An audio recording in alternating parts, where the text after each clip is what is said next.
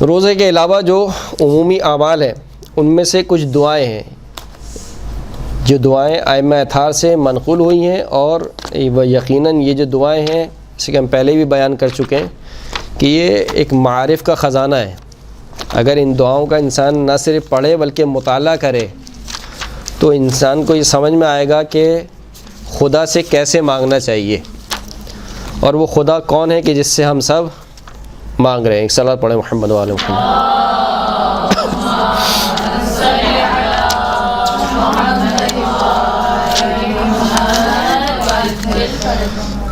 جیسے کہ ہر روز و شب پڑھنے والی دعائیں ہیں، یا من یملک حوائج السائلین ویعلم ضمیر الصامتین لکل مسألۃ منک سمع حاضر وجواب عتید اللہم ومواعیدک الصادقہ وایادیک الفاضلہ ورحمتک الواسعہ فاسألک ان تصلی علی محمد وآل محمد وان تقضی حوائج الدنیا والآخرہ انک علی کل شیء قدیر۔ اے وہ ہستی کہ جو کہ مانگنے والوں کی حاجتوں کا مالک ہے، یعنی ہماری تمام حاجتیں کون پوری کر سکتا ہے؟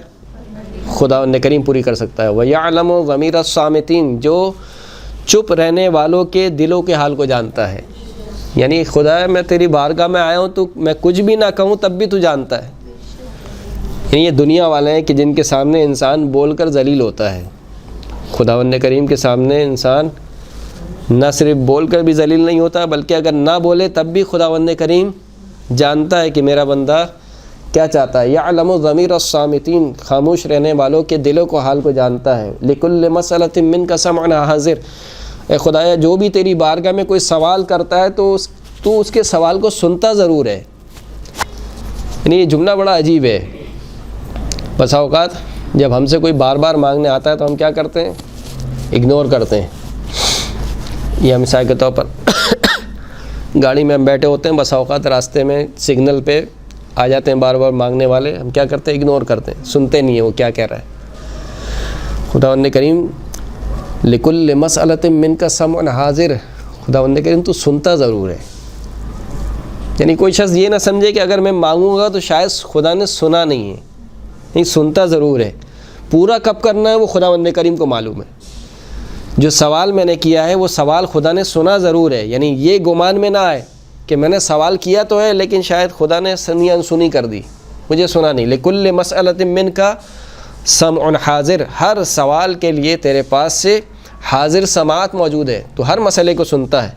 وجواب عتید، اور ہر مسئلے کا جواب آمادہ ہوتا ہے، منتہا کبھی دیر سے کبھی جلدی، کبھی اس سوال کا جواب ہی یہ ہوتا ہے کہ وہ حاجت پوری نہ کی جائے، اس لیے کہ بندہ یہ سمجھ رہا ہوتا ہے کہ یہ چیز میرے حق میں بہتر ہے، لیکن خداوند کریم سمجھ رہا ہے کہ یہ چیز اس کے حق میں بہتر نہیں ہے۔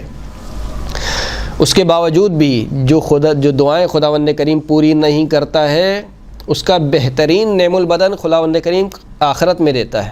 یہاں تک کہ روایت کہتی ہے کہ جب انسان دیکھے گا کہ جو خداوند کریم نے اس کو نعم البدن عطا کیا ہے ان دعاؤں کے بدلے میں جو قبول نہیں ہوئی ہیں، تو انسان حسرت کھائے گا کہ کاش میری کوئی دعا بھی قبول نہ ہوئی ہوتی، کیونکہ بہرحال آخرت کا صلہ جو ہے وہ دنیا کے صلے سے کئی زیادہ کوئی مقایسہ نہیں ہے۔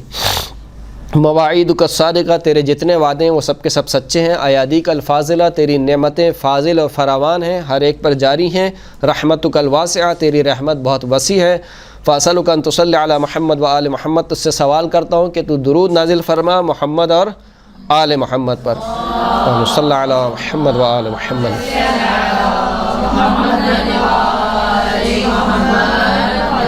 وان تقضی حوائج الدنیا والآخرہ، پروردگار میری دنیا اور آخرت کی حاجتوں کو پورا فرما، انک علی کل شیء قدیر۔ یہ ایک دعا۔ اس کے بعد دوسری دعا، خواب الوافدون علی غیرک وخسر المتعرضون الا لک وضاع الملمون الا بک واجدب المنتجعون الا من انتجع فضلک، بابک مفتوح للراغبین وخیرک مبذول للطالبین وفضلک مباح للسائلین ونیلک متاح للعاملین ورزقک مبسوط لمن عصاک وحلمک معترض لمن ناباک وعادتک الاحسان للمسیئین وسبیلک الابقاء علی المعتدین، اللہم فاہدنی ہدی المہتدین وارزقنی اجتہاد المجتہدین ولا تجعلنی من الغافلین المبعدین واغفر لی یوم الدین۔ بہترین دعا ہے خاف الوافدون، خواب الوافدون علی غیرک، پروردگار جو بھی تیرے علاوہ کسی کے پاس دستے سوال لے کر گیا وہ ناکام اور نامراد لوٹا، اگرچہ کہ وہ سمجھ رہا ہے کہ میرا کام ہو گیا ہے، لیکن در حقیقت کام کے بدلے میں کیا ملی ہے؟ مانگنے کی ذلت ملی یا نہیں ملی؟ مانگنے کی جو رسوائی ہے اس کا سامنا کرنا پڑا یا نہیں کرنا پڑا؟ تیری بارگاہ ہے کہ جہاں پر انسان مانگنے سے اور عزیز ہوتا ہے اور محترم ہوتا ہے۔ خواب الوافدون علی غیرک، جو تیرے علاوہ کسی اور کے پاس جاتے ہیں وہ سب کے سب ناکام ہیں، نامراد ہیں۔ وخسر المتعرضون الا لک، جو تیرے علاوہ دوسروں کے سامنے اپنا مسئلہ پیش کرتے ہیں وہ سب کے سب گھاٹے میں۔ وضاع الملمون الا بک، جو تیرے علاوہ دوسروں سے اصرار کرتے ہیں، بار بار جا کے مانگتے ہیں، پروردگار وہ سب کے سب اپنی شخصیت کو ضائع کر رہے ہیں۔ یعنی آپ ایک شخص کے پاس جائیں، ایک دن جائیں اس کے پاس ایک سوال کریں، مانگیں، وہ آپ کو نہ دے، پھر دوسرے دن جائیں، پھر تیسرے دن جائیں، چوتھے دن، جتنی بار جاتے رہیں گے آپ کی شخصیت کیا ہوتی رہے گی؟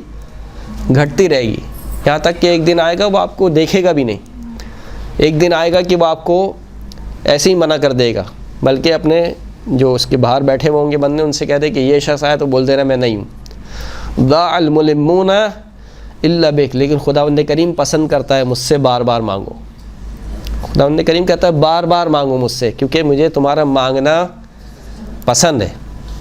ضاع الملمون الا بک، خدایا بار بار اصرار کرنے والے اپنی شخصیت کو ضائع کر دیتے ہیں مگر یہ کہ جو تجھ سے بار بار مانگے۔ واجدب المنتجعون الا من انتجع فضلک، اور تیرے علاوہ جو دوسروں سے فضل اور کرم کے طلبگار ہیں وہ سب کے سب کیا ہیں؟ گمراہی میں ہیں۔ وبابک مفتوح للراغبین، رغبت چاہنے والوں کے لیے تیرا باب ہمیشہ کے لیے کھلا ہے، تیرا دروازہ کبھی بند نہیں ہوتا۔ تو کبھی یہ نہیں کہتا کہ میں ابھی مصروف ہوں، ابھی کام میں ہوں، چلے جاؤ بعد میں آ جانا، ابھی وقت نہیں ہے۔ بابک مفتوح للراغبین، ہر وقت ہر گھڑی تیرا دروازہ کھلا ہوا ہے، یعنی تو بادشاہ ہے، تو بادشاہ ہے۔ دنیا کے جو بادشاہ ہیں وہ بھی ان کے لیے بھی وقت معین ہے کہ اس ٹائم پر آنا، اس ٹائم پہ ملاقات ہوگی۔ پروردگار تجھ سے ملنے کے لیے کوئی وقت معین نہیں ہے، تجھ سے ملنے کے لیے کیا چاہیے؟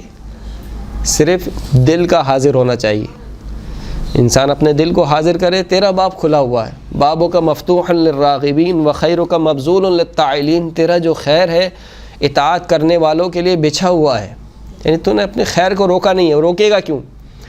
ہم روکتے ہیں اس وجہ سے کیونکہ ہمارے پاس ریسورسز لمیٹڈ ہے، کتنا دیں گے؟ ایک کو دیں گے، دوسرے کو دیں گے، تیسرے کو دیں گے، پھر اس کے بعد ہم رک جاتے ہیں، ختم ہو جائے گا۔ خوف یہی ہوتا ہے ختم ہو جائے گا، میرے اپنے بیوی بچے کہاں سے کھائیں گے، میرے گھر والے کہاں سے کھائیں گے؟ خداوند کریم اس کے بعد کوئی کمی نہیں ہے۔ خیرک مبذول للطاعلین، تیرا جو خیر ہے اطاعت للطالبین، طلب کرنے والوں کے لیے بچھا ہوا ہے، تو دیے جا رہا ہے۔ فضلک مباح للسائلین، تیرا جو فضل ہے وہ مانگنے والوں کے لیے مباح ہے۔ ونیلک متاح للعالمین، تیری جو عطا ہے وہ امیدواروں کے لیے آمادہ ہے۔ ورزقک مبسوط لمن عصاک، پروردگار تو اتنا کریم ہے کہ جو تیری نافرمانی کرتا ہے تو اس کو بھی رزق دے رہا ہے۔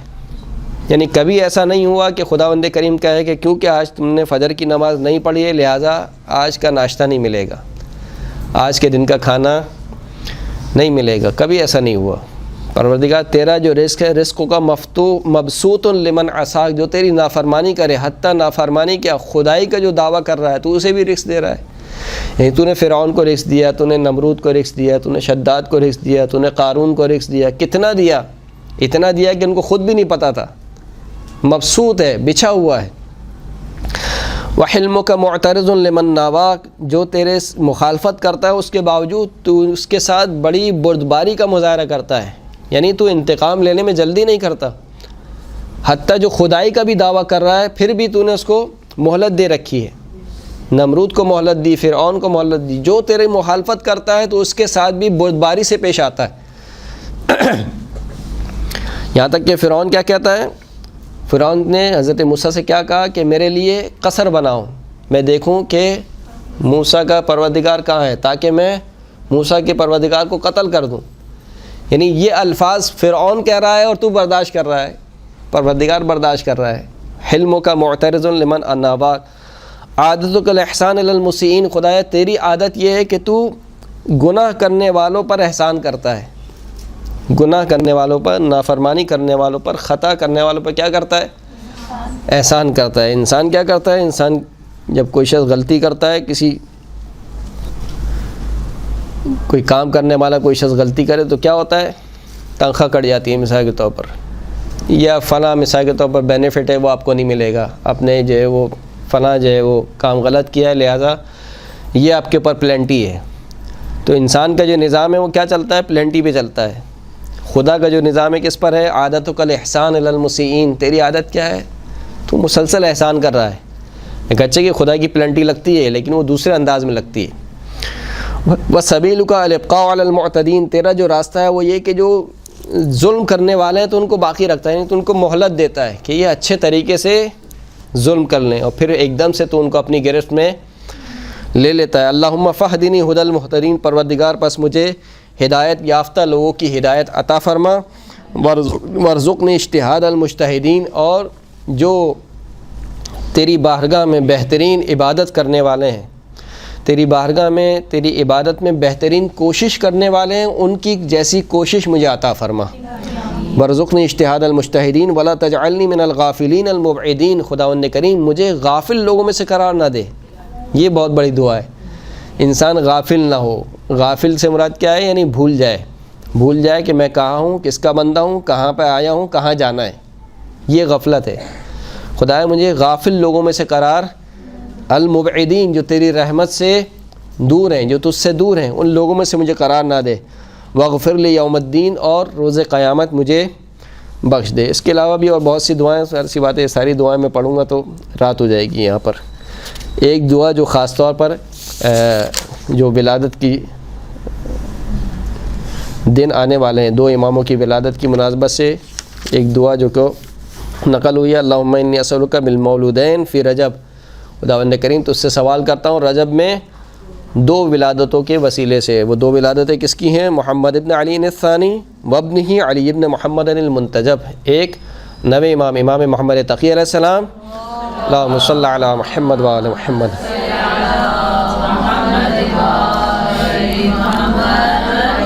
اور دوسرے ان کے بیٹے یعنی 10ویں امام، ان کی ولادت بھی اسی مہینے میں، یعنی 5 رجب اور 10 رجب۔ اور اسی دعا کو بعض ہمارے علماء نے سند بنایا ہے کہ امام کی جو ولادت ہے وہ اسی مہینے میں ہوئی ہے، اگرچہ کہ جو علماء کے درمیان مشہور ہے وہ ذی الحج کا مہینہ ہے۔ امام علی نقی علیہ السلام کی جو ولادت ہے اس کا جو مشہور تاریخ ہے علماء کے درمیان وہ ذی الحج میں ہے، 15 ذی الحج کو شاید کچھ ایسی تاریخ ہے، لیکن بہرحال کچھ علماء جو کہ رجب میں قائل ہیں وہ اسی دعا کا حوالہ دیتے ہیں کہ اس دعا میں 2 مولود کا تذکرہ ہوا، جن میں سے ایک امام دہم ہے، امام علی نقی۔ وَتَقَرَّبُ بِهِمَا إِلَيْكَ خَيْرَ الْقُرَبِ، خداوند کریم ان دونوں کے وسیلے سے میں تجھ سے بہترین قرب چاہتا ہوں، تیرا تقرب چاہتا ہوں۔ پھر اس کے بعد یہ پوری دعا ہے جو انشاءاللہ آپ سب اس کو روزانہ یقیناً پڑھتے ہوں گے، ہر نماز کے بعد جو دعا ہے وہ تو آپ سب کو زبانی یاد ہوگی۔ کون سی دعا ہے؟ یا من ارجو لکل خیر وآمن سخطہ عند کل شر، یا من یعطی الکثیر بالقلیل، یا من یعطی من سأل، یا من یعطی من لم یسألہ ومن لم یعرفہ تحننا منہ ورحمہ، اعطنی بمسألة ایاک جمیع خیر الدنیا جمیع خیر الآخرہ، واصرف عنی بمسألة ایاک جمیع شر الدنیا وشر الآخرہ، فإنہ غیر منقوص ما اعطیت، وزدنی من فضلک یا کریم یا ذا الجلال والاکرام یا ذا النعماء والجود یا ذا المن والطول، حرم شیبتی علی النار۔ خوب، اس کے علاوہ استغفار ہے جو دوسرا عمل ہے جس کی بہت زیادہ تاکید کی گئی ہے، استغفار کرنا اس مہینے میں۔ جو شخص بھی جو ہے وہ رجب میں 100 مرتبہ کہے استغفر اللہ الذی لا الہ الا ہوا وحدہ لا شریک لہ واتوب الیک، اور پھر اس کے بعد صدقہ دے، تو خداوند کریم کہتا ہے کہ میں نے جو ہے وہ اس کے لیے اپنی رحمت اور مغفرت کو لکھ دیا ہے۔ اور جو شخص 400 مرتبہ یہ استغفار پڑھے تو خداوند کریم اس کے لیے 100 شہیدوں کا ثواب لکھتا ہے۔ اسی طریقے سے ذکر لا الہ الا اللہ ہے، اس کے بعد جو ہے وہ ذکر استغفر اللہ ذا الجلال والاکرام ہے، من جمیع الذنوب والآثام، استغفر اللہ الذی لا الہ الا ہو واسألہ التوبہ۔ یہ تمام اذکار ہیں جو کہ مفاتی میں یقیناً ذکر ہوئے ہیں، اس کا آپ نے دیکھے ہوں گے۔ نمازیں 60 رکعت نماز بھی موجود ہے، اس کے علاوہ بھی نمازیں جو ہے وہ موجود ہیں جو کہ اس پورے رجب کے عمومی اعمال میں سے ہیں، اور جو خصوصی اعمال ہیں بالخصوص جو ایام 20 ہیں۔ ایام 20 کسے کہا جاتا ہے؟ 13، 14 اور 15 رجب میں۔ اس میں خاص طور پر 15 رجب کو ایک عمل مشہور ہے جس میں عورتیں بڑھ چڑھ کے حصہ لیتی ہیں۔ عمل ام داؤد، عمل ام داؤد، صحیح ہے، وہ اس کا خاص عمل ہے، اور بالخصوص 27 رجب کی شب اور 27 رجب کا دن، یہ بہت ہی اہمیت والا دن ہے۔ اس دن کے جو اعمال ہیں وہ یقیناً اب مفاتی میں دیکھیں، اس کا روزہ اور پھر زیارت رجبیہ، اس میں سے کوئی بھی کسی بھی امام کے حرم میں کوئی شخص جائے تو خاص ایک رجب کی زیارت ہے، رجب کے مہینے میں، اور مخصوصی بھی بہرحال امام حسین علیہ السلام کی بھی رجب کی زیارت ہے، وہ مخصوصی ہے، اور 8ویں امام علی ابن موسیٰ رضا علیہ السلام کی زیارت ہے، وہ بھی رجب میں مخصوص ہے۔ تو یہ جو دن ہے بہت اہم دن ہے، 27 رجب کا دن، جو کہ شب معراج نہیں ہے، کیا ہے؟ بعثت ہے، معراج نہیں ہے، صحیح ہے۔ اہل سنت اس کو شب معراج مناتے ہیں، جبکہ ہمارے یہاں کیا ہے؟ تشیع میں بعثت کا دن ہے۔ یہ انتہائی مبارک بابرکت دن ہے، اور عید سے اس کو تعبیر کیا گیا ہے، عید المبعث کہا جاتا ہے اس کو، وہ بابرکت دن ہے۔ اس دن روزہ بھی رکھیں، دیگر اعمال بھی انجام دیں، بالخصوص اگر صدقہ دے سکتے ہیں تو صدقہ ضرور دیں۔ وآخر الدعوانا الحمد للہ رب العالمین۔